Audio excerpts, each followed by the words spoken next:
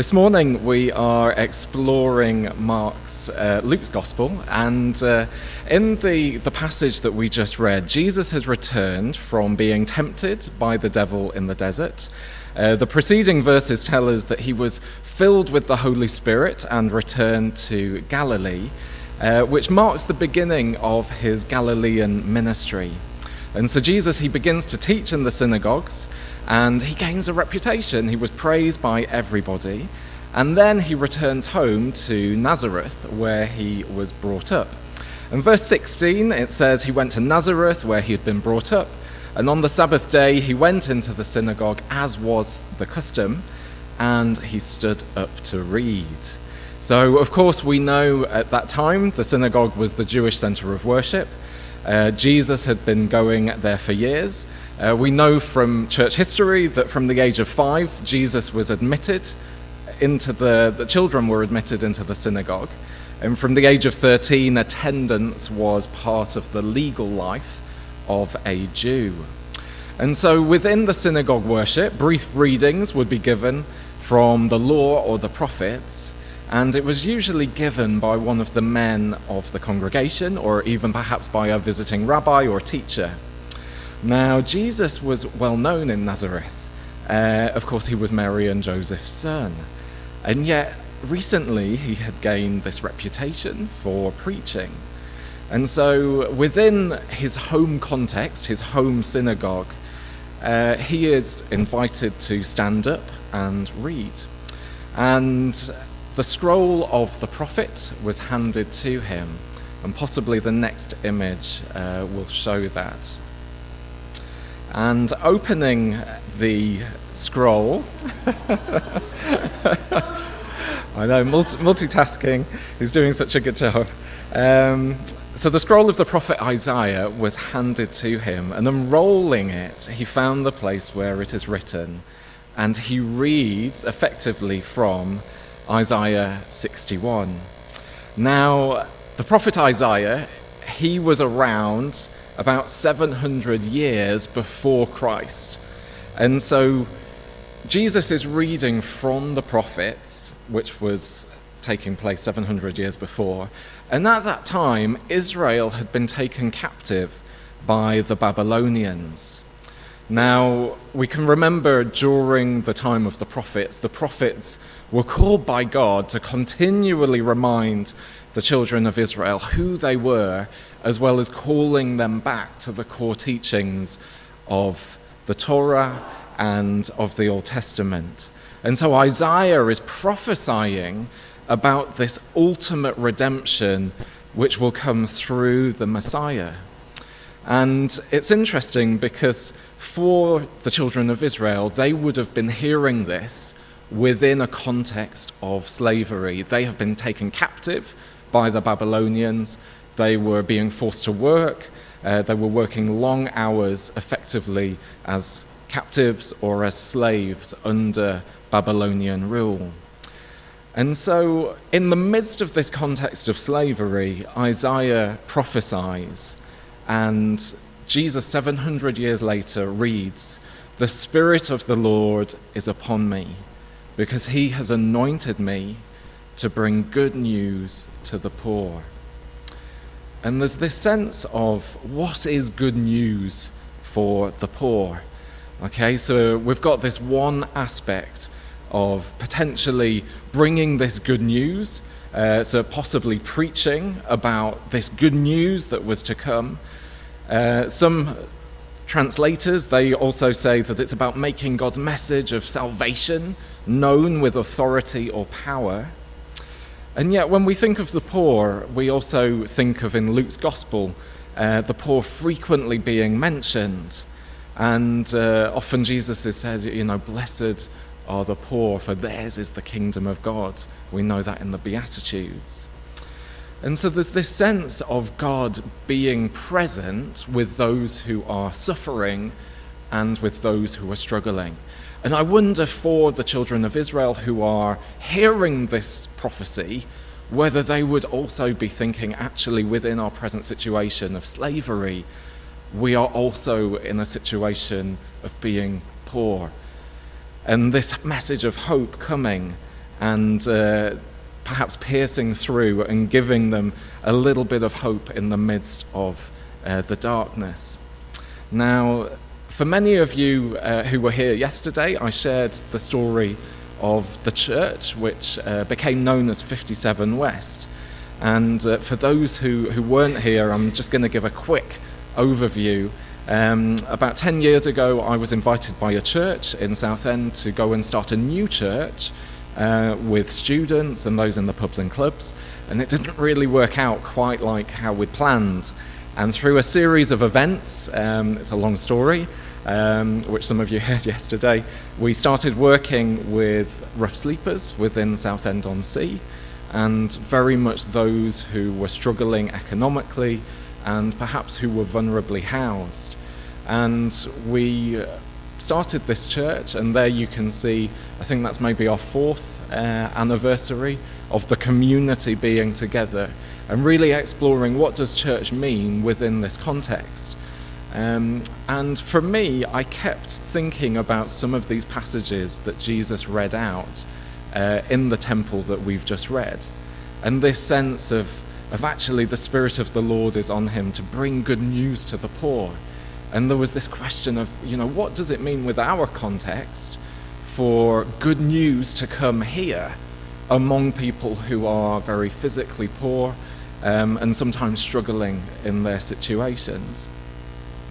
And some of the reading which I did, I was really encouraged by some of the liberation theologians who, particularly in the 1970s and 80s in South America, they were working in the favelas and in the places where the established church wasn't often found. And within those communities, often grassroots or base communities, as they became known, emerged. And God was very active in those communities. And so the liberation theologians, they would speak about God's preferential option for the poor.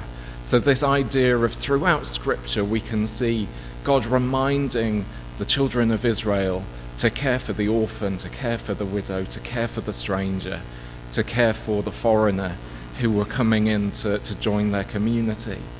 And so this idea of God's preferential option for the poor, of not necessarily God saying, I love them more than anyone else, but actually him saying they have more need perhaps, and his love is equal for everybody, but this sense of there's a special place in God's heart for those who are struggling the most. And so Leonardo Boff, who's one of the liberation theologians, he says the option for the poor against their poverty and for their liberation constitutes the core of liberation theology. And so it really raises the question of, what is it? What does it mean for churches who journey alongside those who are poor? And of course, we know that in Luke's gospel, Jesus refers to the poor, and it's not always in material sense. It can also be for those who are poor in spirit, and the sense of those who are humble before God and knowing that they need his help. So within Southend, we started hearing some stories of those who had been exploited. And Harry's story was a very similar story to those we heard within Southend. And I'm going to share some stories this morning about situations or contexts of modern slavery. None of them are overly graphic, but just be aware that there may be things which are difficult to hear. So if anyone finds that difficult, do feel free to step outside for a bit of fresh air. There's no problem with that. But Harry's story started when his mother died when he was 57. He found it hard to cope with responsibilities on his own, and after an emotional and mental breakdown, he became homeless. At this vulnerable time, while he was queuing for a bed in a night shelter, 2 men approached him with an offer of work, accommodation, food and alcohol. He was made to share a damp caravan with 3 other men and put to hard physical work 6 days a week from 6 a.m. to 10 p.m. on groundwork and landscaping projects. When he complained that he never received his pay, his traffickers beat him and forced him to sleep outside. Harry was too frightened to escape, knowing that his traffickers had a large extended family. He eventually managed to get away from them while working on a tarmac drive and went to the police for help. They directed him to a Salvation Army homeless unit where he was identified as a potential victim of modern slavery and trafficking. And it was there that Harry was able to receive support and care. So some of the stories that we heard within the 57 West community echoed the story of Harry's, where quite vulnerable individuals, sometimes who were homeless, sometimes who had alcohol or drug dependency, or had relational breakdowns. They were offered accommodation and work similar to Harry, and then they had been exploited sometimes for years at a time. And so within 57 West, we began thinking and praying, how can we work alongside some of these individuals, but also do something more robust in developing more robust responses to protecting vulnerable people within the community. We started working a lot more with Essex Police, and they were very good at giving us training. And during the training, I was really shocked to discover the extent of modern slavery within the United Kingdom. Within 2021, there were 12,727 people identified in the UK as potential victims of modern slavery. So that's just within 1 year period, and those are the ones who have A, been identified, but also B, who have been who give permission to be referred into the safeguarding mechanism that the government has. So there's a lot more than that who potentially have been identified but don't go into that safeguarding process. It's estimated, because it's a hidden crime, we don't know exactly how many people are kept in modern slavery in the UK, but there's been research done, and there's estimates of somewhere between 100 to 136,000 potential victims of modern slavery who are in the UK. And of course they're hidden, they're not always seen, like Harry. Often they're hidden in plain sight because he was tarmacking, he was doing that on people's driveways, but he just wasn't able to ask for help.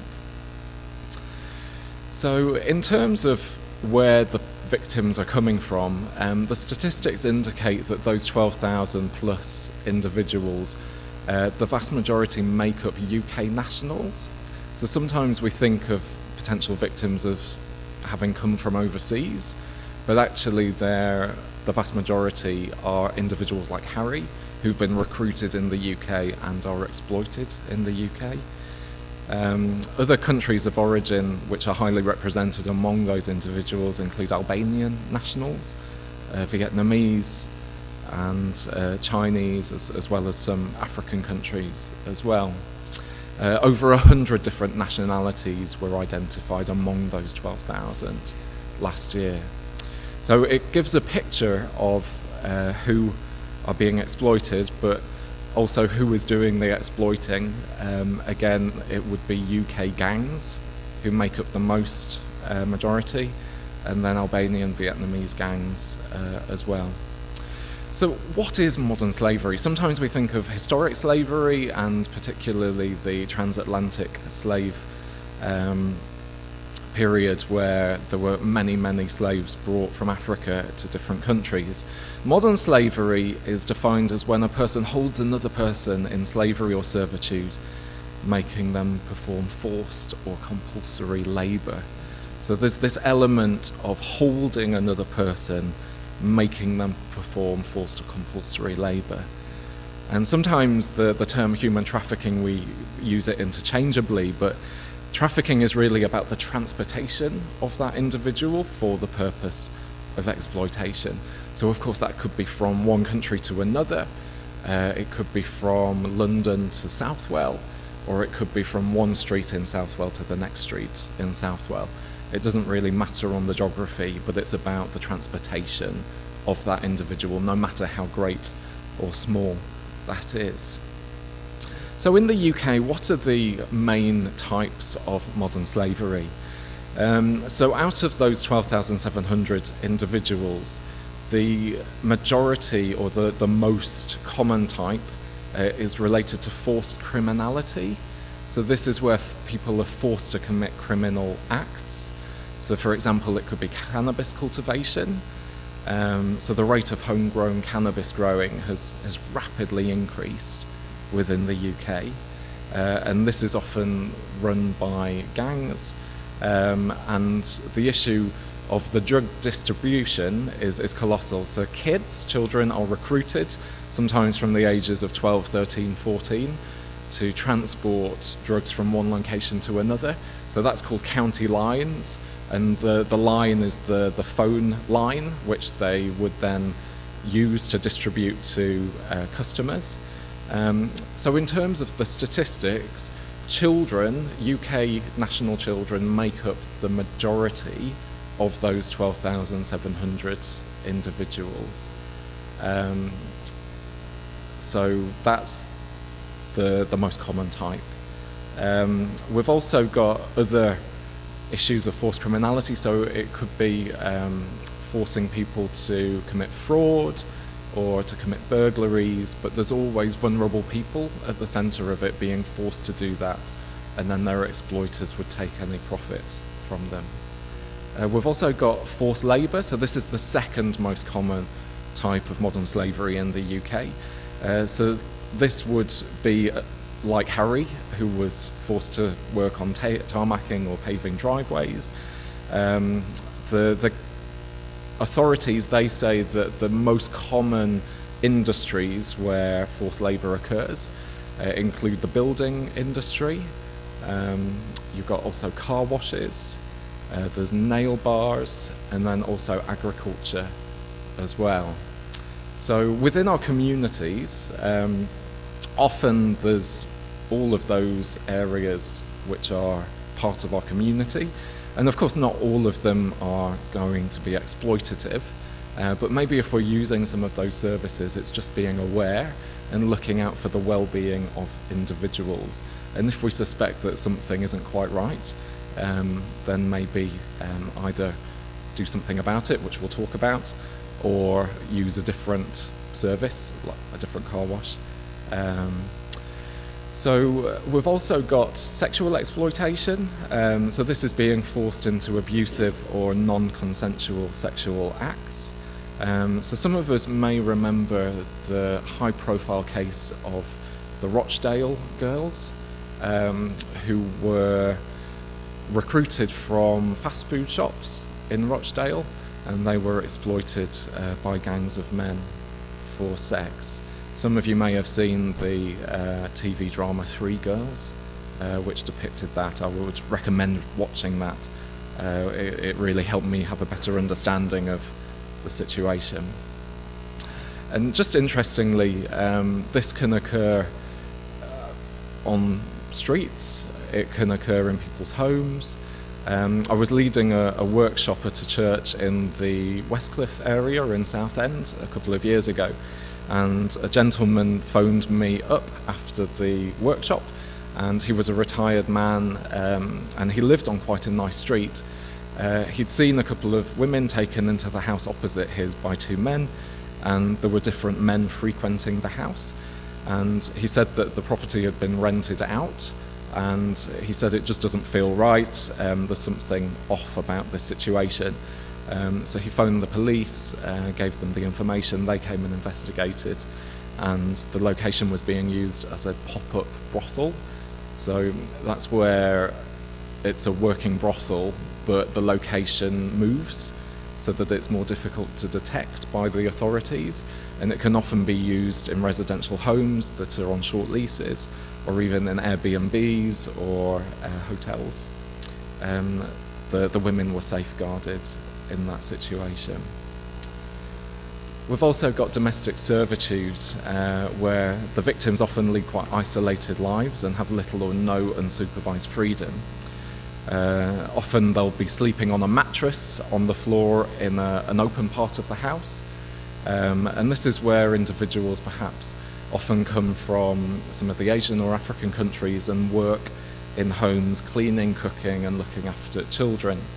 There was a church down the road from me, again in Southend, and they said that there was a lady who was being dropped off at the church just after the service started, and then she would be picked up about an hour later before the service finished. So it limited her contact with the church members. This was a Baptist church, and over a period of time they managed to get very short conversations with her, and it turned out that she had been brought over from India, where she was from, by this family who knew her also from India, and they had provided her and her husband quite a basic shack in their village, and her husband was disabled, but in return for providing this little shack, she would come over to the UK and work for them to pay off the debt. But it became clear that no matter how long she worked for, she would never pay this debt off. And she wasn't allowed out of the house without permission. She didn't know where she was. She thought she was in London. She was actually on the Essex coast, and they were really restricting her movement. Church would be used as a reward for her to attend if she worked exceptionally hard that week. And so quite a sad situation.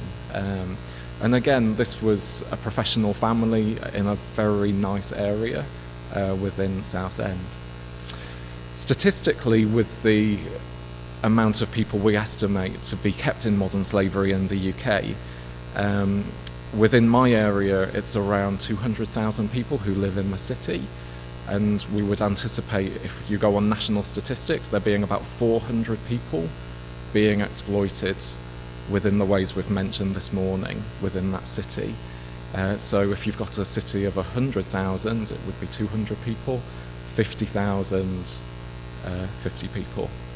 So I don't know how big Southwell is, but statistically you will have people who are being exploited in some way within or in the surrounding area here. And this really brings us back again to our Bible passage where Jesus says, "The Spirit of the Lord is on me because he's anointed me to bring good news to the poor.